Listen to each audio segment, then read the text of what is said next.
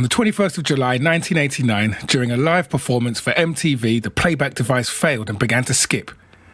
Not only did it halt the performance, it triggered the beginning of the end of one of the biggest scandals to rock the music industry.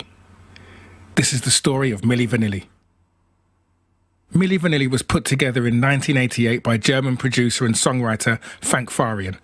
But we have to go back a little bit farther to truly understand how Milli Vanilli came about. Frank Farian was born in Köln, Germany in 1941. He began as a trainee chef before starting out in the music industry. Initially, he saw himself as a solo artist and in 1967 released a cover of Otis Redding's Mr. Pitiful under the name Frankie Farian. The single didn't really make an impact. His next single featured 2 songs he'd written himself. These were not in the soul beat style of the previous single, they were in a style known in German as Schlager. Schlager is a type of pop music designed to be simple and catchy, often with happy-go-lucky or sentimental lyrics. The closest musical reference would be easy listening or the type of songs you might hear at the Eurovision Song Contest. Farian said the change of style was not his choice. "No one wanted my music," he said. "It was better from America. A white singer singing black music wouldn't work. The record company sent me back to German music." Over the next 5 years, Frank Farian released a dozen or so singles for various labels, all with little or no success. In 1971, he had a minor hit with a cover of Solomon King's When You've Got to Go, sung in German. By this time, he was now producing his own records. He released another half dozen or so singles, again garnering little attention. In 1974, he wrote a song based on Prince Buster's 1967 hit Al Capone, called Baby Do You Wanna Bump.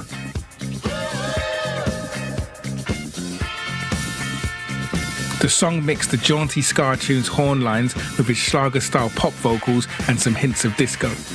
His vocals were pitched low and processed in the studio to sound deeper than usual, and he also sang backing vocals in falsetto. He didn't really think the song fit the style of the other Frankie Farian songs, as they were now more rock-influenced Schlager pop songs. He decided not to release this under his own name and instead took the name of a detective from an Australian TV show called BONEY. He added an M as he thought it had a better ring to it. Do You Wanna Bump didn't chart in Germany, but it reached number 14 in the Netherlands and number 8 in Belgium.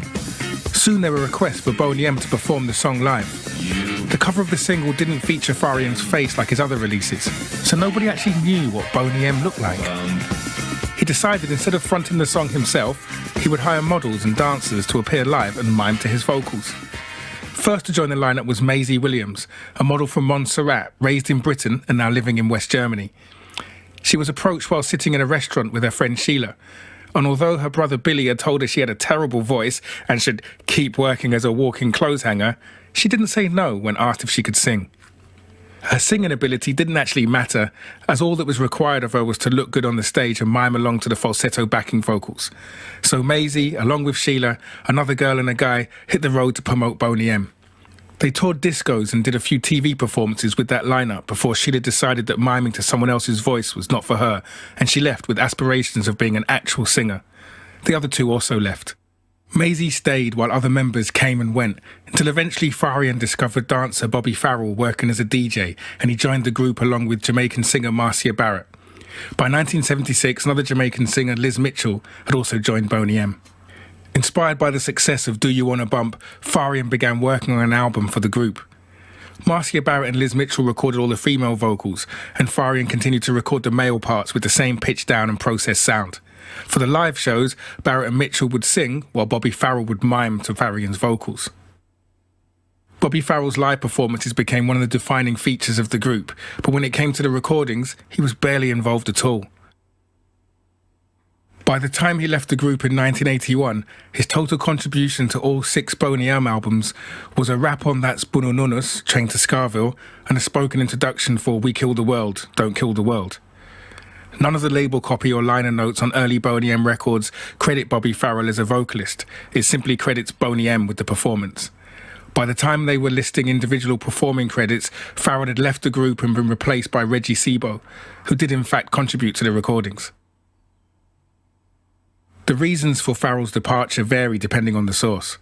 Farian's camp say that he became unreliable, while his family say he was upset at the lack of opportunity to perform on the recordings, and he wasn't earning as much as some group members. He was reportedly paid 100,000 Deutschmark when he joined the group, but he wasn't entitled to any royalties for the majority of the tracks as he hadn't actually performed on them. His main source of income was from performing live. When Bobby Farrell rejoined the group in 1984, he did perform vocals, and all the members of the group now performed live. The first album released after Bobby Farrell left, 10,000 Light Years, fared badly compared to previous releases, peaking at just number 23 in the German album chart and failing to break the top 40 anywhere else. The first single did so badly it was dropped from the album lineup, and the album was reworked around a completely different theme, with the album and many of the songs being retitled. Farrell rejoined the group in 1984 when they released their final studio album, I Dance. This fared even worse than the preceding album. They disbanded in 1986, shortly after their 10th anniversary celebrations. It's clear that Farian had lost interest in his most successful project to date, even before they eventually split in 1986. He formed the group FAR Corporation, mostly using members of Toto, and released a cover of Stairway to Heaven late in 1985. It became the first version of the song to chart, as Led Zeppelin never actually officially released it as a single. In fact, it's still the only version to make it onto the Billboard chart. FAR Corporation released an album, Division 1, shortly after Stairway to Heaven, that did well enough to prompt them to record a second album, Advantage.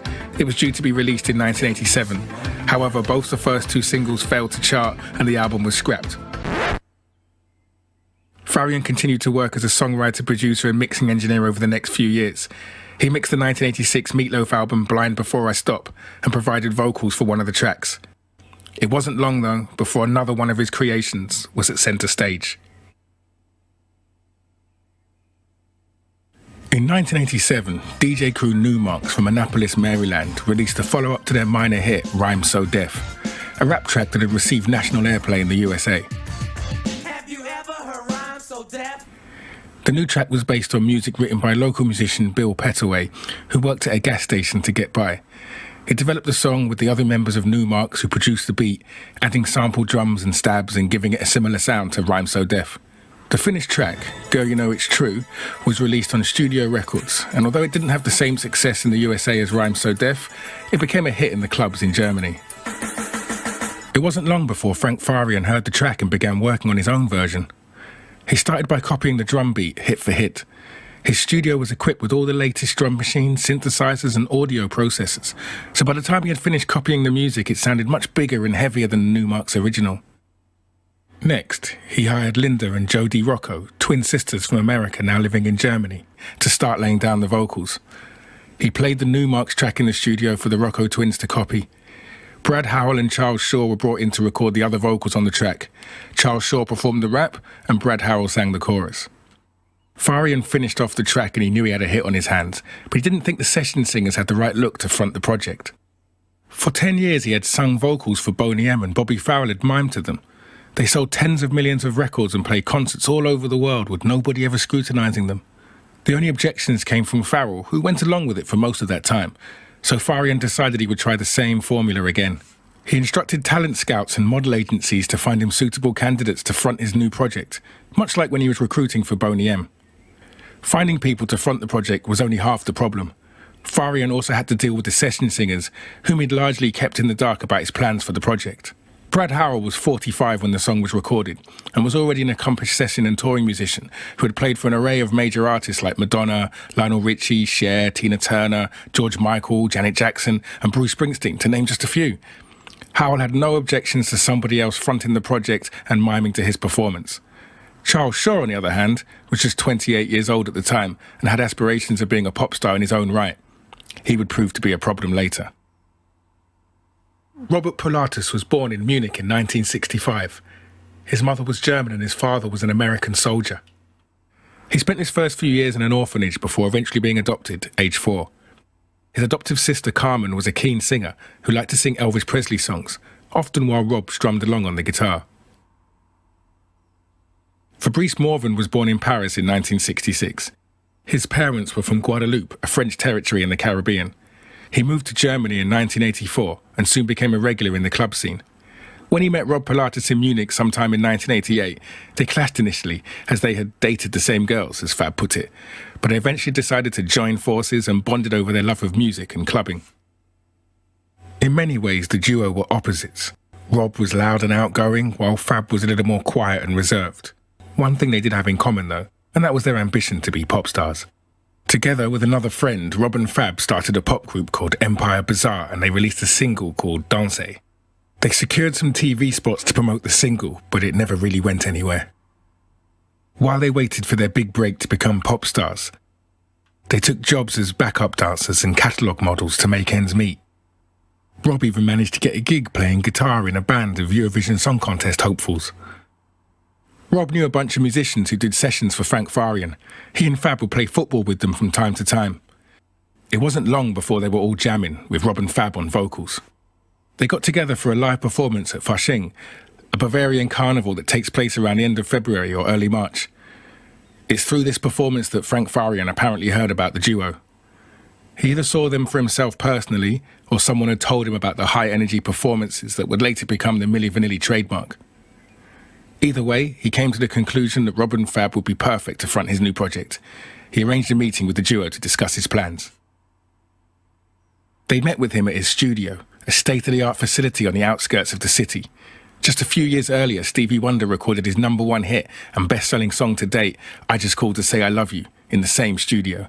It would have been hard for the two young aspiring pop stars to not have been blown away by the surroundings. Gold and platinum disc lined many of the walls, and the gigantic SSL and Neve mixing desks would have seemed like something from a sci-fi movie. Frank played Rob and Fab the track he had been working on, or at least the instrumental anyway. He gave the impression the vocals still needed to be recorded, despite the track being finished already. It's likely the vocals were simply muted on the mixer while he was playing them the track. After hearing the instrumental Frank Farian had made for Girl You Know It's True, Rob and Fab didn't take much convincing to agree to a deal, pretty much on the spot. Farian signed them to a production deal. These types of deals were very common in the 80s and 90s. The producer would agree to use their resources to make recordings, and then, when those recordings are released and monetized, the producer would receive a share of the income. The income they receive can be structured in a few different ways. In the case of Frank Farian, as the person funding the project, he would own the master recordings and have the right to transfer ownership or license the recordings to a label. He was also a writer or co-writer of many of the songs he produced, so would also have a sizable chunk of the publishing for the songs. Rob and Fab were given around $4,000 as an advance, and they signed the agreement without fully understanding what they were agreeing to, as they had no legal advice. As far as advances go, $4,000 was not a lot of money by anyone's standards, but for two aspiring pop stars in their early 20s, it seemed like a decent enough amount, and the opportunity seemed too good to refuse. Farian told them he would be in touch when he needed them. They assumed this meant recording the vocals for the track they had just heard. They left the studio excited about what the future would hold. They used their advance money to buy new clothes and get hair extensions. According to Fab, they chose the long hair extensions after watching a documentary on pop culture icons like Elvis, Bob Marley and Marilyn Monroe. They noticed that all the biggest icons had very recognizable images, with the hair often being the focal point. So with their image sorted, they reported to the studio, assuming they would be recording the vocals. They were told by Farian that the vocals had been recorded, and all he needed them to do was lip-sync the words in a music video and do some promotional shows. They were horrified and flatly refused. They wanted to sing, not just dance around and mime. Frank Farian had told them they had signed an agreement that committed them to the project for 3 albums, and they were contractually obliged to do all the promotional work associated with those albums. He said if they wanted out of the deal, all they had to do was repay the advance they had been given, and they would be released from their commitments. The truth is the contract was voidable, as it could be argued that Farian had misrepresented the contents of the agreement by leading them to believe they would be singing on the tracks, and wasn't clear about his intentions until after they had signed. Any half-decent lawyer could get that contract voided. They didn't have a lawyer, or anyone advising them at all. Unable to pay back the money as they had spent it all, Rob and Fab agreed to do the promotional work for Girl You Know It's True, and then, once they had paid off what they were advanced, they would go their own way. Well, that was the plan anyway. Farian had released BONEY M and some of his other music projects through German label Hansa. BONEY M was the most successful band they had ever had, so it was easy for Farian to get them on board for this new project. Hansa Records were owned by Bertelsmann Music Group, or BMG, who also owned a few other labels like RCA, Areola and Arista. The project was given the name Milli Vanilli. It comes from Frank Farian's girlfriend Ingrid, whose nickname was Milli. The Vanilli was added to the end to make it sound better, and is reminiscent of another band of that time, Scritti Politti. On the 25th of June 1988, the debut Milli Vanilli single, Girl You Know It's True, was released by Hansa Records in. He drafted in John Davis to record the raps for the rest of the album, but this was not the last they would hear of Charles Shaw. As well as replacing Shaw, Farian also tightened the reins. He prohibited the voices of Milli Vanilli from ever meeting the faces of the group and reminded everybody that the deals they had signed all contained non-disclosure agreements. There would be severe repercussions for anyone breaching it. Meanwhile, Rob and Fab were seemingly no closer to returning their advances.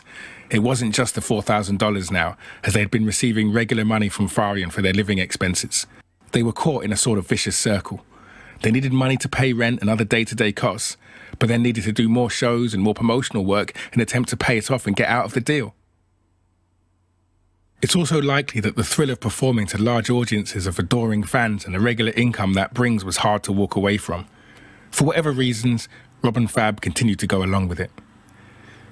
In November 1988, with Girl You Know It's True still topping the charts around Europe and steadily climbing the Billboard chart in the USA, Hansa released the Milli Vanilli album, All or Nothing, across Europe.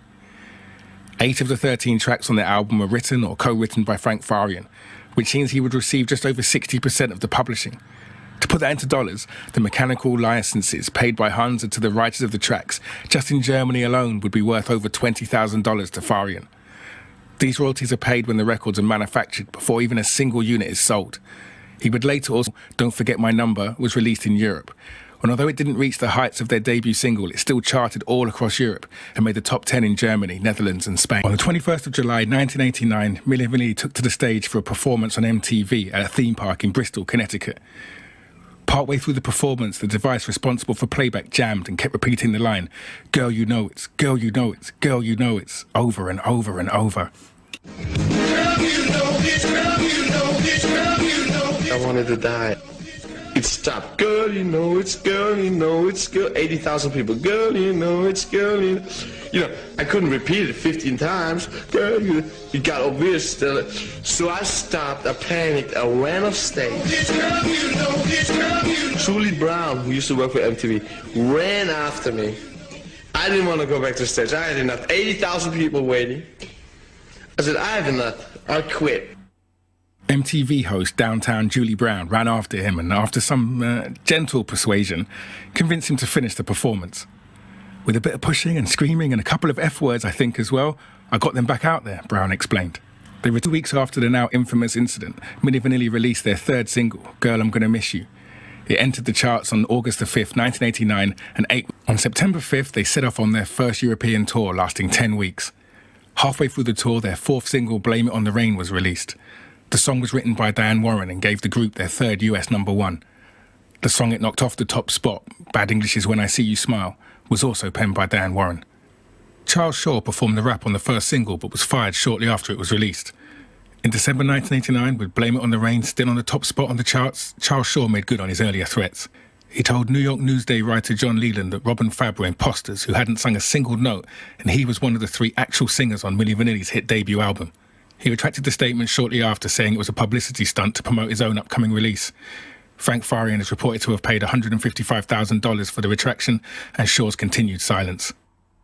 On January 6, 1990, they released the 5th single from the album, All or Nothing, and 3 weeks later they won 3 of the 4 awards. Best new artist is Milli Vanilli.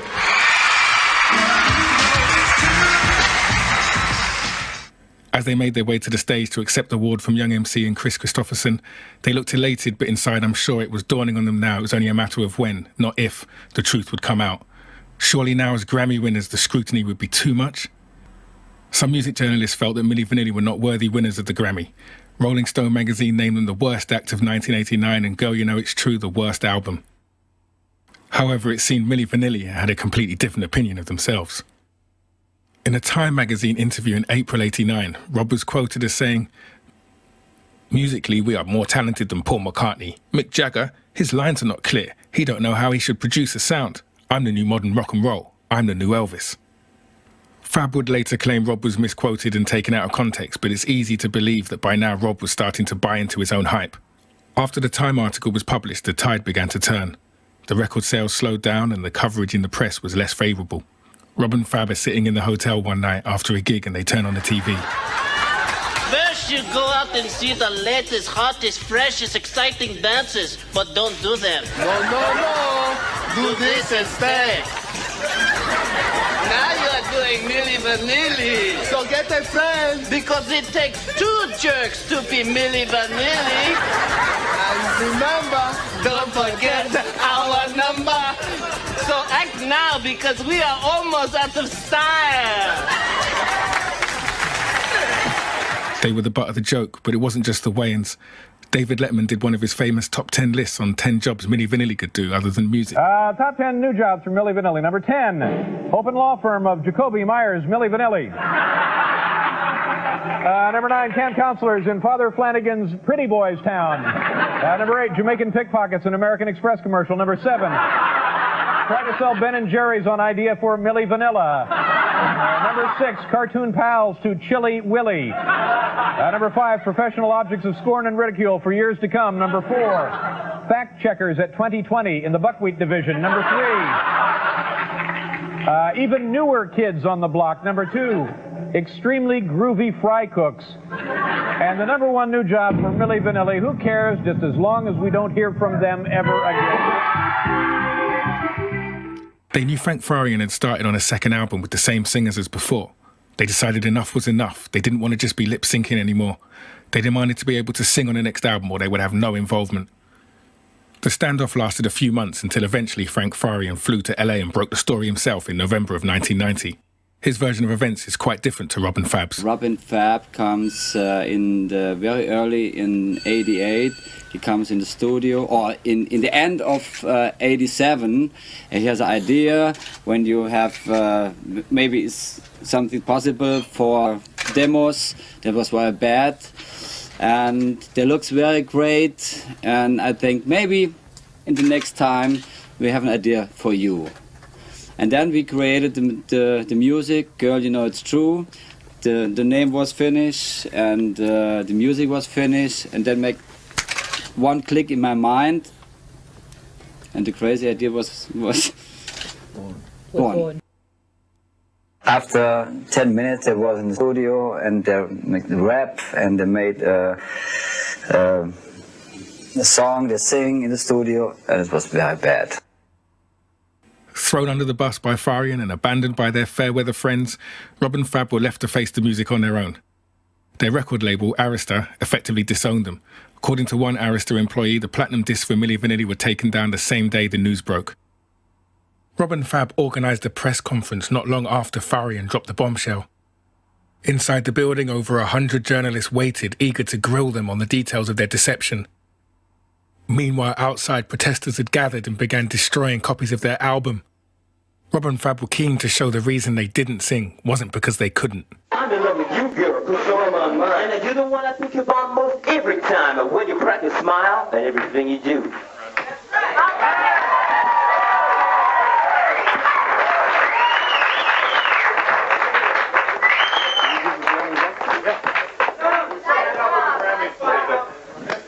So we give this Grammy back now? As well as the impromptu performance at the press conference, Rob and Fab went to a studio to try and prove their vocal abilities. Girl, you know it's true.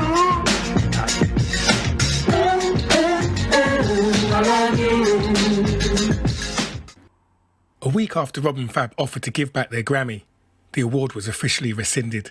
We are taking it to our awards and nominations subcommittee the 1st of December, and they may choose to give the Grammy to the second runner-up. They may choose to give the Grammy to no one this year. They just may say Best New Artist, no Grammy given. In the end, the rescinded Grammy was never awarded to anybody else, and this remains the only occasion a Grammy has ever been taken back.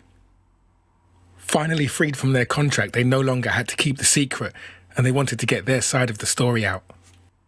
They explained they couldn't come clean due to the terms of the contract with Frank Farian, an agreement they described as a deal with the devil.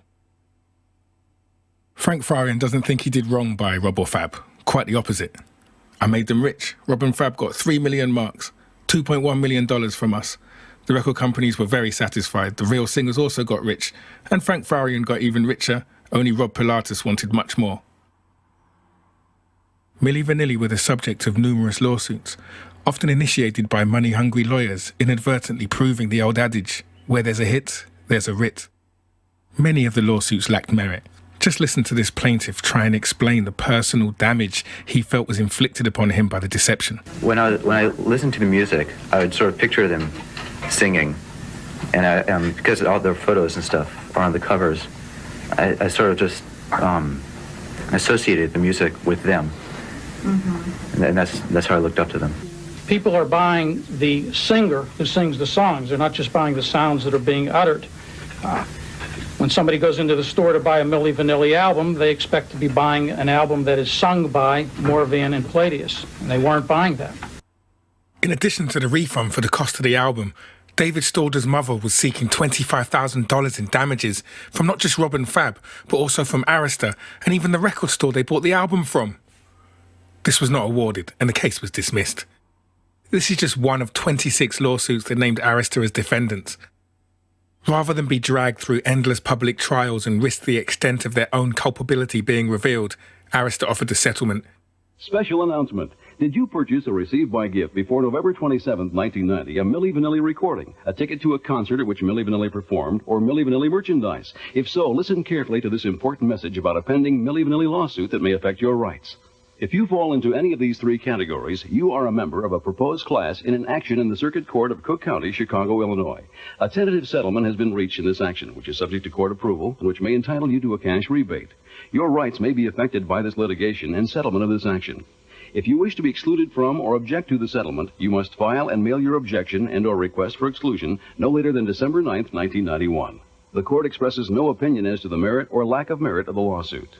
For details about your rights, call 1-800-374-2874 or write Milli Vanilli Rebate, P.O. Box 91177, Indianapolis, Indiana 46291. That address again is Milli Vanilli Rebate, P.O. Box 91177, Indianapolis, Indiana 46291, or call 1-800-374-2874. They would refund $1 for anyone that bought a single, $2 for an album on cassette or vinyl, and $3 for a CD. Anyone who bought a concert ticket would be entitled to $2.50.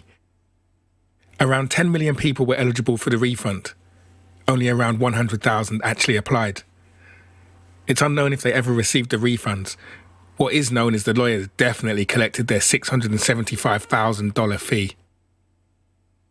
Most of the cases were dismissed, but the constant legal fees drained what was left of the money they had made over the last 2 years. Frank Farian announced he was going to release the second Milli Vanilli album as planned, but under the name The Real Milli Vanilli. The album, Moment of Truth, proved to be just that. It barely charted in Germany and bombed in the USA. The truth was, Milli Vanilli was greater than the sum of the parts. Despite the group's name, the only members who were involved in the first Milli Vanilli album were Brad Howell and John Davis. Jody and Linda Rocco still sung backing uncredited, but didn't perform live or appear in any of the promotional material. The group's new lead singer was Ray Horton, practically a carbon copy of Rob and Fab. He had played no part in previous recordings, so it seems Farian was up to his old tricks again. This wasn't the real Milli Vanilli at all. It was simply another selection of musicians and performers Frank Farian believed would be able to sell his songs. 2 years later, Rob and Fab tried to make a comeback under their own names with their own voices. A quick look at the credits on the album shows that Fabrice had a much larger involvement in the recording. By that time, Rob was struggling with depression and drug abuse. He and Fab had indulged in many drugs while on tour, and while Fab had abandoned that lifestyle, for Rob it was his coping mechanism. The album, simply titled Rob and Fab, was released on a small label and only sold around 2,000 copies, which sounds like a complete failure until you look a bit deeper. The label that eventually signed them was on the verge of folding already. They could only afford to press around 2,000 copies. The company went bankrupt not long after the release. Had they been able to press more copies, they probably would have sold more. They had a lot of support, including Arsenio Hall. Why didn't you sing in the first place, man? You can sing. Even if they only sold 1% of what Milli Vanilli sold, they would have still shifted over 100,000 copies. Despite their attempts to get their careers back on track, the fallout from the scandal was proving too much for at least one of them to bear. Both Rob and Fab received treatment for depression, but the situation seemed to be hitting harder for Rob. With his dreams of a comeback shattered, and reports of his family being harassed back in Germany, Rob could see only one way out. He called the LA Times in the hope of having a journalist record his last words. The operator that answered the phone could tell he was in a bad state and decided to call the police. I could tell by his voice this man was no shape at all. He was hanging on by his hands on this railway here.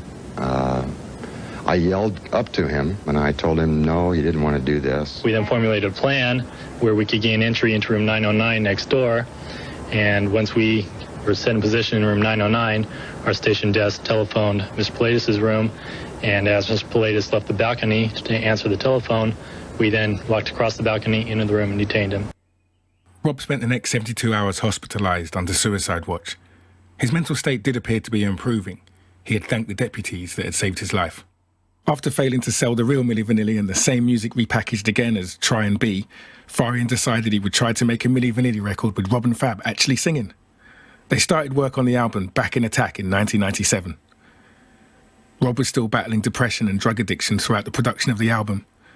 He was charged with assault and robbery, for which he was sentenced to 3 months in jail and 6 months of rehab. Farian bailed Rob out of jail and paid for his rehab, and they eventually completed the album.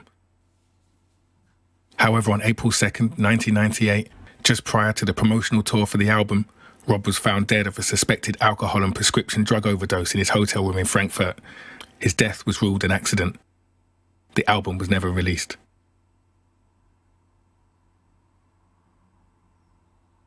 In the years following the death of Rob Pilatus, Fab continued to develop as a singer and songwriter. In 2003, he released his solo album, Love Revolution. He also records and performs with John Davis, the voice that he was miming to most of the time. The two met in 2014 and started a project called Face Meets Voice. As well as working on new material, Fab still performs Milli Vanilli's greatest hits. Girl, you know it's true. Ooh, ooh, ooh, I love you. Yes, you know it's true. Ooh, ooh, ooh, I love you. Girl, you know it's true. My love is for you. Girl, you know it's true. My love is for, girl, you know it's true.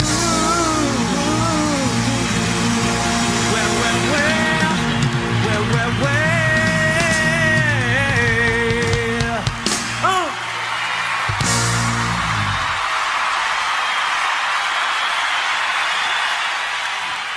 So that's the story of Milli Vanilli, one of the biggest scandals to rock the music industry, something nobody had ever seen before that shocked everybody. Or was it?